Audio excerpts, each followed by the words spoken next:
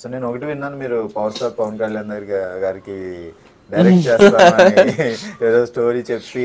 అదే ఇంకో ట్రాక్ అనేది అదే నాది. అచ్చా, సెకండ్ ట్రాక్ ఖాళీ ఉన్నప్పుడల్లా నడిచే ట్రాక్ అది. సో యాక్చువల్లీ వచ్చి మనకి ఎవరు ఛాన్స్ ఇవ్వలేదు కదా, నేనే డైరెక్టర్ అయిపోయా అని చెప్పాను మీకు ఇందాక.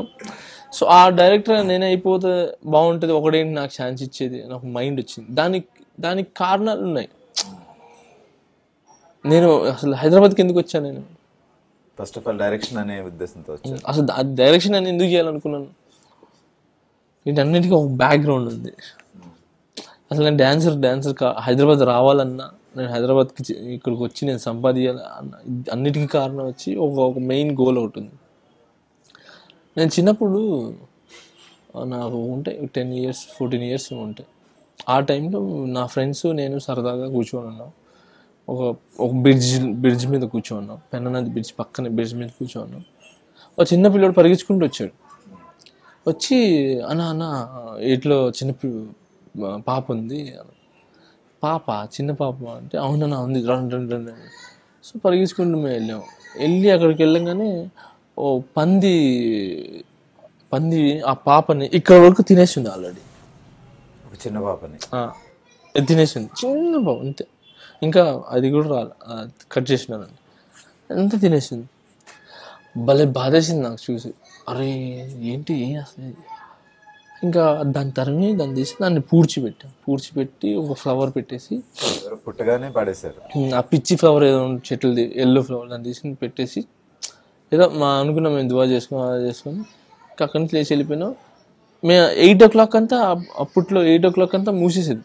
ఇప్పుడు మనం 12 వరకు, అప్పుడు 8 కన్నా కానీ అన్ని లైట్స్ ఆఫ్ అయిపోతారు ఊళ్ళల్లో మొత్తం. ఊళ్ళలో ఇప్పటికీ ఆల్మోస్ట్ 8-9కి నిద్రపోతారు అందరూ. సో 7-8 అంతా మేము వెళ్ళి పడుకునేది. వీళ్ళందరూ 8 అయిపోయింది, వీళ్ళు వెళ్తుంటే లేదు నేను వస్తాను. నేను 11 వరకు అక్కడే ఉన్నా, అదే దాని మీద కూర్చొని ఉన్నా, ఆలోచిస్తా ఉన్నా ఎందుకు ఆ పాపకు అలా జరిగిందని. ఇంకా ఆలోచిస్తుంటే నాకు అనుకున్న కొన్ని థాట్స్ వచ్చినాయి. ఆడపిల్ల ఉంది కాబట్టి అక్కడ పడేసారు ఆ పాపని. వీటిలన్నిటికీ అసలు ఎందుకు అంటే, ఇల్లీగల్ అయితే అబార్షన్ చేయించుకుంటారు ఫస్ట్, అబార్షన్ అయిపోతుంది.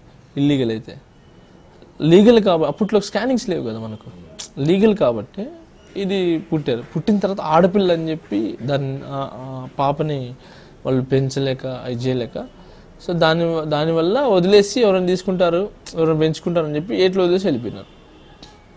వీళ్ళు ఎంజాయ్ చేసేదేమో వీళ్ళు ఎంజాయ్ చేశారు. వీళ్ళు ఎక్స్పెక్ట్ చేసింది బాబు పుడతారని చెప్పి బాగా ఎక్స్పెక్ట్ చేసుకుని వాళ్ళు ఆనందంగా ఉన్నారు. పాప పుట్టిన తర్వాత అది తప్పు కాదు కదా, ఎంతైనా బ్లడ్ మీ ఇది కదా. సో దాన్ని పెంచలేకపోవడం వల్ల ఆ పాప బలైపోయింది.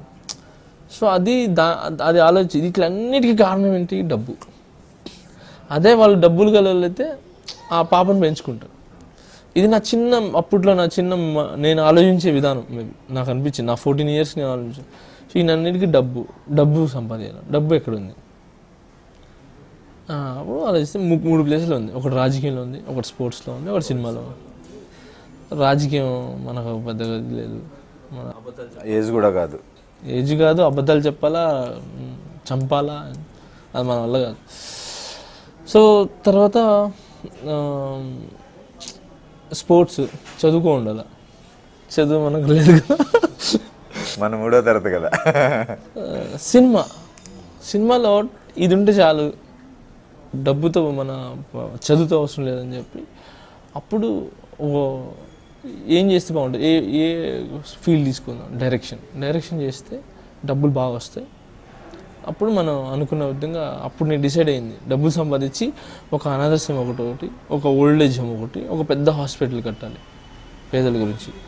దాని తర్వాత నేను అనుకున్నాను, నా అద్దం ముందు నేను నిలబడి నువ్వు ఏం చేసావురా అని అంటే, నేను ఫలానా చేశానని నాకు నేను చెప్పుకోవడానికి, ప్రజలకు చెప్పడానికి. నువ్వు పుట్టినందుకు ఏం చేసావురా అంటే ఒక అర్థం ఉండాలని చేసిన నా మైండ్ అది. సో దానివల్ల నేను అది అప్పుడు డిసైడ్ అయిపోయినా, నేను సంపాదించి నేను ఈ కట్టాలి, ఇది చేయాలి. సో దానికి ఒక డైరెక్షన్ చేద్దాం, మనకి ఇష్టం అని చెప్పి పవన్ కళ్యాణ్ గారు బాగా ఇష్టం.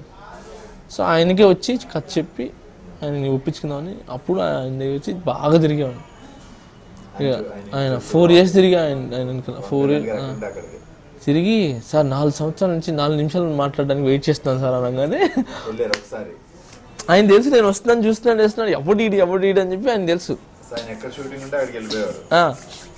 తర్వాత ఆయన ఒకసారి కనబడి టప్పు ఆపి సార్ 4 సంవత్సరాల నుంచి 4 నిమిషాల గురించి మాట్లాడడానికి వెయిట్ చేస్తున్నాను సార్ అన్న.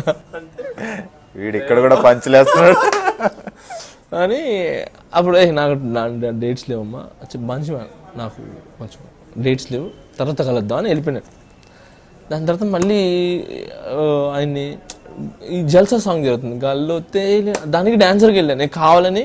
అరే బాబు నాకు డబ్బులు ఏమి వద్దు నువ్వు వేసి డూబ్లోకి వస్తాను నువ్వు ఆల్రెడీ సగం తీసుకో నాకు అవసరం లేదు అని అంటే వాడు ఓకే అని చెప్పి వేసాడు. సగం ఇచ్చిన తర్వాత వేసాడు. సరే నేను వెళ్ళి ఆయనే చేస్తున్నా తర్వాత ఒక్కసారిగా మా డాన్సర్స్ అందరూ వెళ్ళి మాట్లాడని చెప్పిన తర్వాత ఇంకెళ్ళి చెప్పాను సార్ ఒక్క ఛాన్స్ ఇవ్వండి సార్ అని అంటే నాకు డేట్స్ లేవమ్మా 4 years డేట్స్ లేవు నాకు అన్నాను. సార్ మీరు చేస్తారంటే 4 కాదు 8 years అయినా ఆగుతాను సార్ నేను ప్లీజ్ సార్ అని అంటే లేదమ్మా అని వెళ్ళిపోయినాడు.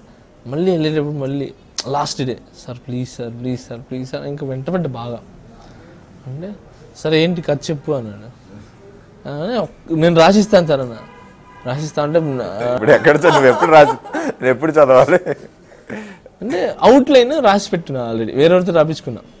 అది చూపిస్తే మొత్తం చదివి బాగుంది లైన్ బాగుంది చాలా బాగుంది చేస్తా నాకు నచ్చింది నేను చేస్తా అన్నాడు. చదువుకున్నాను అన్నాడు. లేదు సార్ అన్న. ఓకే ఎంతవరకు చదివా 3rd class సార్ అన్న. ఓకే అన్నారు. లేచి వెళ్ళిపోయినాను. షూట్ అయిపోయింది ప్యాకప్ అయిపోయింది. ఆయన వెళ్ళిపోతున్నాడు. బయట నిలబడుకున్నా. ఇంకా అందరు చెప్తారు కదా చేస్తాం లేదా అది కారు వెళ్ళిపోయింది. అంత దూరం వెళ్ళిపోయి మళ్ళీ రివర్స్ అలా బ్యాక్ వచ్చి అద్దాలు దింపి జానీ అన్నాను. అప్పుడు అమ్మాయి నన్ను పిలిచేట్టు సార్ అని అంటే లేదు కథ బాగుంది నిజంగా బాగుంది చేద్దాం ఇంప్రూవ్ చేయి వెయిట్ చేయి 3 monthsకి ఒకసారి వచ్చి కనబడతా ఉండు. షూటింగ్ జరుగుతుంటే ఇలా ఖాళీకి కూర్చోకుండా ఏం చేస్తున్నారో వాళ్ళు అబ్జర్వేషన్ చేస్తూ ఉండు. వాళ్ళు చూస్తూ ఉంటే నీకు ఒక ఐడియా వస్తుంది. సో ఈ విధంగా చేస్తున్నా అప్పుడప్పుడు కనబడతా ఉండు వస్తూ ఉండు మనం చేద్దాము నీకు మాట ఇస్తున్నాను ఖచ్చితంగా చేస్తాను అన్నాడు.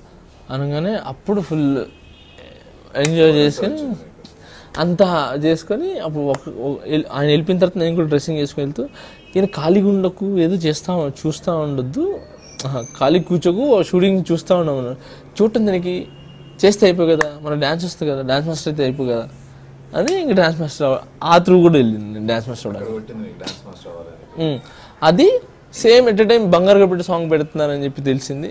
సో ఈ బాగా 2 సింక్ అయింది. అప్పుడు వెళ్ళటం ఇంకా ఆ నుంచి మొత్తం మీకు జర్నీ చెప్పాను. వచ్చి తర్వాత నేను బన్నీ సార్ పిలిచారు దాని తర్వాత తారక్ సార్ పిలిచారు దాని తర్వాత అందరూ పిలిచి ఇంకా వచ్చి తర్వాత వీళ్ళందరూ టాలీవుడ్ లో సూపర్ డాన్సర్లు అంటే సో చరణ్ గారు కానీ బన్నీ గారు కానీ సో వాళ్ళ డాన్స్ కుమ్మేసి ఎరగదీసేసే టైప్. సో వాళ్ళకి డాన్స్ కంపోజ్ చేయడం అంటే సాధారణ విషయం కాదు. బాగా కష్టపడాలి దాని గురించి ఎందుకంటే ఒక్క సాంగ్ చేయొచ్చండి.